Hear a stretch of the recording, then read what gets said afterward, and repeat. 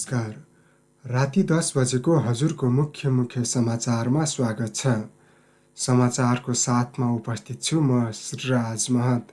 तपाईले यो समाचार हजुरको रेडियो 102.1 मेगाहर्ज इन्टरनेट अनलाइनमा हजुरको रेडियो.org.np का साथै मोबाइलको एप्लिकेसन मार्फत संसारभर एकैसाथ सुनिरहनु भएको छ। प्रमुख प्रतिपक्षी दल नेकपा एमाले वर्तमान सरकारको गलत कार्यनीति र कार्यशैलीका कारण मुलुकको अर्थतन्त्र सङ्कट उन्मुख अवस्थामा पुगेको दावी गरेको छ। आज एमालेका 3 जना पूर्व अर्थमन्त्रीहरूको पत्रकार सम्मेलन गर्दै 9 महिना अघि आफूले सरकार छोड्दा देशको अर्थतन्त्रका सबै सूचक राम्रो रहे पनि वर्तमान सरकारले बिगारेको आरोप लगाएका छन्।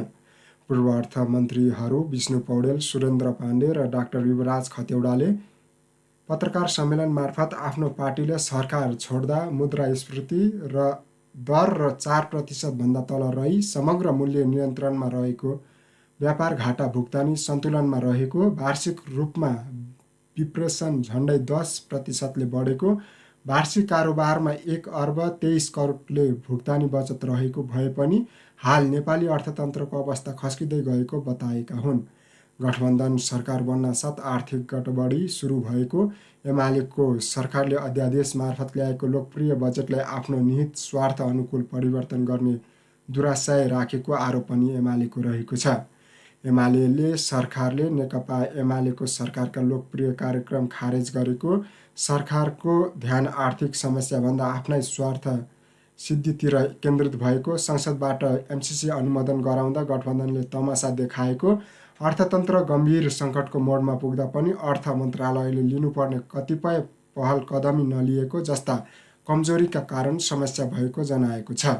यस्तै एमाले राष्ट्र ब्याङ्कका गभर्नर महाप्रसाद अधिकारीलाई पदमुक्त गर्ने गरी थालिएको निलम्बनको कारबाही फिर्ता लिन चेतावनी पनि दिएको छ।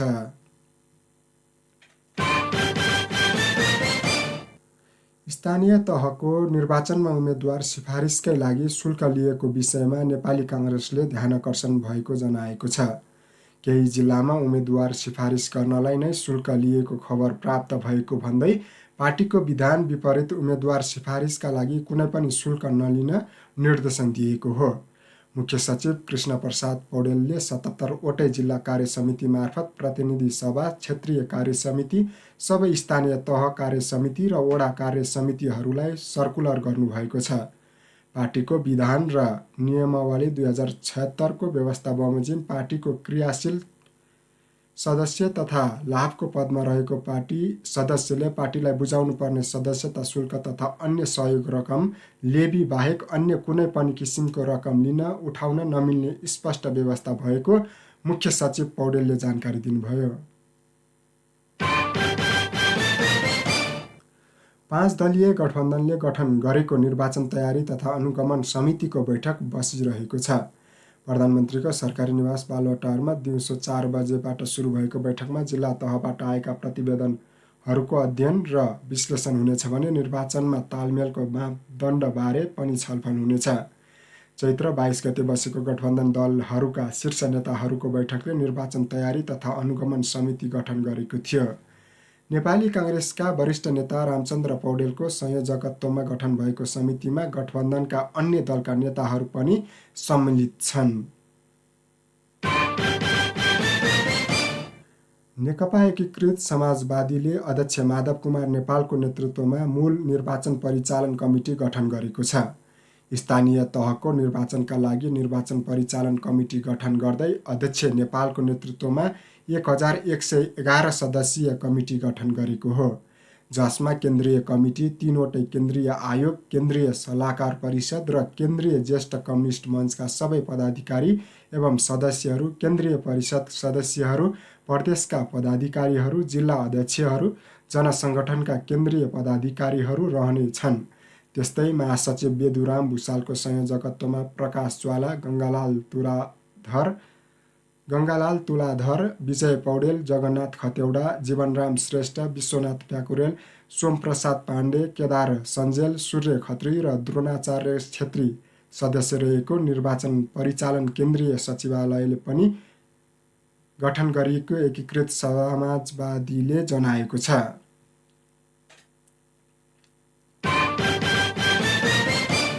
महन्त ठाकुर नेतृत्वको लोकतान्त्रिक समाजवादी पार्टी लोसपाले पर्सिसम्म सबै उम्मेद्वारको नाम सिफारिस गर्न निर्देशन दिएको छ।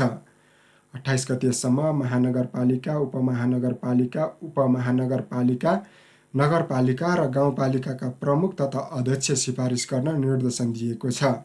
वडा सदस्यसम्मको जनप्रतिनिधि चैत्र 29 गतेभित्र वडा सदस्यसम्मका उम्मेद्वारहरूको नाम सिफारिस गर्न लोसपाले भनेको छ। प्रत्येक जिल्लामा उम्मेद्वार सिफारिस गर्न कमिटी गठन गरिसकेकोले 29 गतेभित्र सबै उम्मेद्वार सिफारिस भइसक्ने पार्टीका केन्द्रीय कार्यकारिणी सदस्य सुरेन्द्र झाले जानकारी दिनुभएको छ। नेपाल दूरसञ्चार प्राधिकरणले सेवा प्रदायकहरूका सिम कार्ड तथा रिम कार्डहरू खरिद बिक्री गर्दा ग्राहकको वास्तविक विवरणका आधारमा मात्रै गर्न निर्देशन दिएको छ।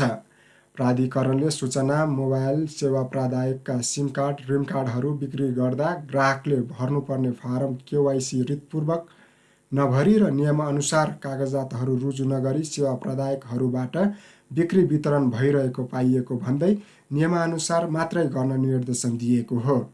मोबाइल सेवा प्रदायकहरूले प्राधिकरणले दिएको निर्देशन र नियमानुसार सिम कार्ड, रिम कार्ड खरिद बिक्री नभएमा कानुन अनुसार कारबाही गरिने प्राधिकरणका निर्देशक एवं सहप्रवक्ता अच्युत नन्दा मिश्रले बताउनुभयो। वैशाखमा पनि निक्षेपको ब्याजदर स्थिर राख्ने नेपाल ब्याङ्कर सङ्घले निर्णय गरेको छ।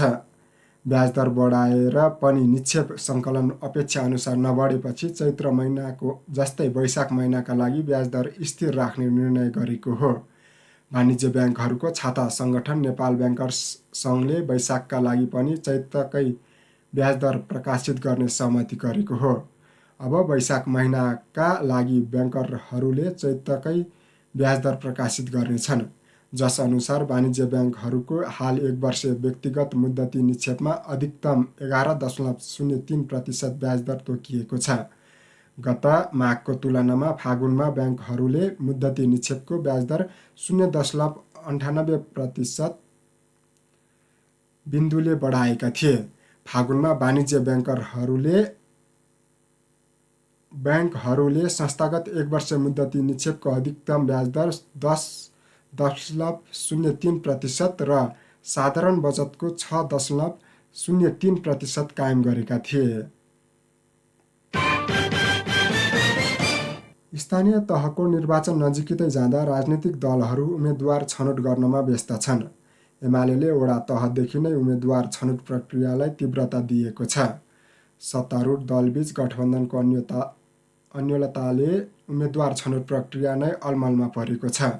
सत्तारूढ दलबीच गठबन्धनबारे केन्द्रीय तहमा निर्णय नहुँदा जिल्लामा दलहरू अन्योलमा भएका छन्। उनीहरूले उम्मेद्वार छनौटको प्रारम्भिक कार्य पनि सुरु गर्न सकेका छैनन्। बागमती प्रदेशमा पर्ने रामेछाप, काभ्रे, दोलखा, सिन्धुली, मकवानपुर र सिन्धुपाल्चोकमा एमाले उम्मेद्वारको छनौट प्रक्रिया अगाडि बढाइसकेको छ। तर सत्तारूढ दलको गठबन्धन अलमलमा नै छ।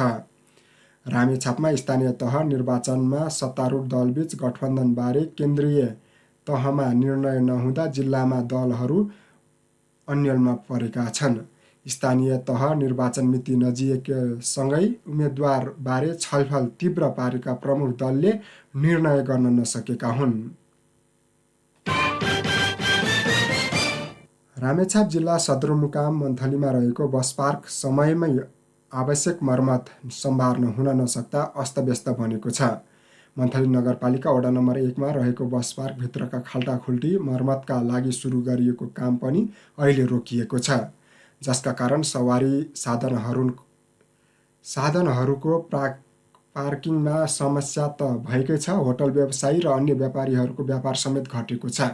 मन्थली बस पार्कमा दिनहुँ 30 देखि 40 वटा बसहरू पार्किङ हुने गरेका छन्। शहरी विकास तथा भवन सिन्धुली मार्फत लुमिनस कन्स्ट्रक्सनले अहिले 33 लाख रुपियाँ बजेटमा चालु आर्थिक वर्षका अन्त्यसम्म काम सम्पन्न गरिसक्ने सम्झौता अनुसार बस पार्क निर्माणको काम गरिरहेको छ। डन्डी लगायतका निर्माण सामग्रीहरूमा 50% भन्दा बढीले मूल्य वृद्धि भएकाले तत्काललाई निर्माणको काम रोकेको लुमिनस कन्स्ट्रक्सनका सञ्चालक रोशन श्रेष्ठले बताउनुभयो। पौडी खेल्ने क्रममा रामेछापमा 19 वर्षीय सुदीप खत्रीको मृत्यु भएको छ।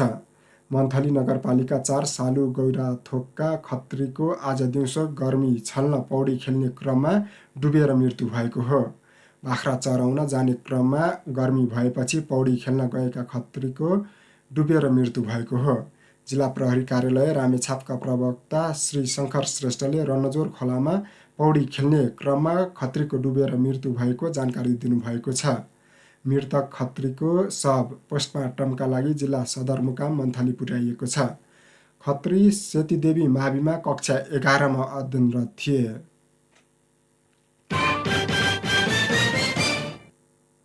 र नेपाली सेनाले तालिमका क्रममा पड्काएको विस्फोटक मोर्टार घरमा ल्याएर फुटाउन खोज्दा बनेपा 2 घिमिरे गाउँमा 1 जना घाइते भएका छन्।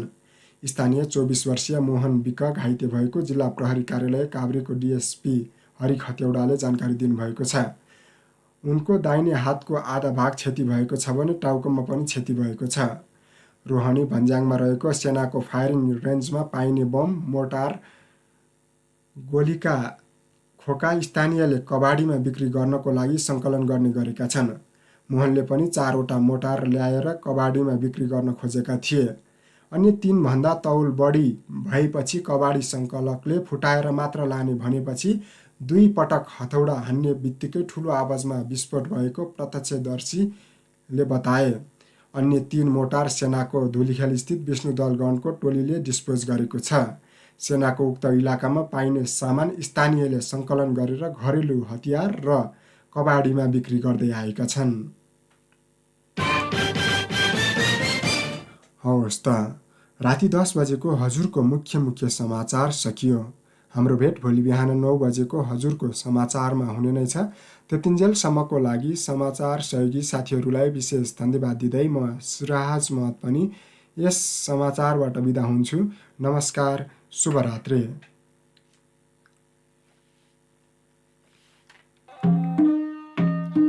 हिँड्दै आयो घुम्तीमा